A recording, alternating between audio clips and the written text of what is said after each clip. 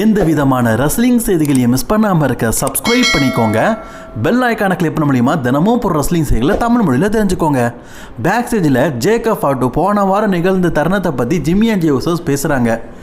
J பேசுகிறாரு, ஏய் Jacob, போன வாரம் ரோமன் அடி வாங்கிட்டு இருக்கும்போது அதை வேடிக்கை பார்த்தல, மனசாட்சி கெட்டவனே, உனக்கு ஒன்றுனா நாங்கள் வாரோம்ல.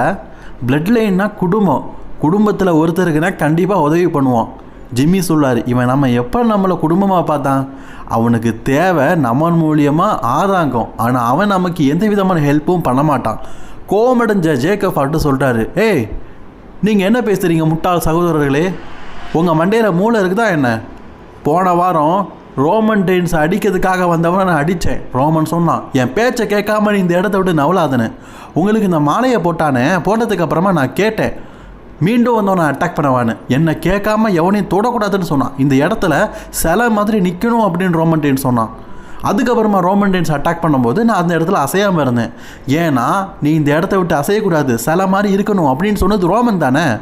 என் பேச்சை கேட்கணும்னு சொன்னது ரோமன் தானே. நான் ரோமன் ரெயின்ஸை பேச்சை எக்னாலஜ் பண்ணுறேன், அவன் பேச்சை நான் மதிக்கிறேன்.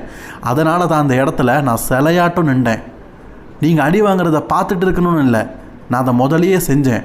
ஆனால் ரோமன் அதை தடுத்தான். ஜேக்கப், நீ நல்லா பேசுகிற, ஆனால் ஒன்று புரிஞ்சுக்கோ, ரோமனுக்கு நம்பிக்கையான ஒருத்தருக்கு மட்டும்தான் இந்த ஊலாஃபால மாலையை போட்டான். இந்த கருப்பு நிற ஊலாஃபால மாலை நம்பிக்கையின் உற்றம், நான் நம்பிக்கையின் அடையாளம். அதனால தான் எனக்கும் என் பிரதருக்கும் இந்த மாலையை போட்டிருக்கான். ஓ மேலே ரோமன் ரெயின்ஸுக்கு நம்பிக்கை அப்படிங்கிறது இன்னும் வரல, அதனால தான் ஒன்றை விட்டுட்டு எங்களுக்கு இந்த மாலையை போட்டிருக்கான். அதை நீ புரிஞ்சுக்கோ.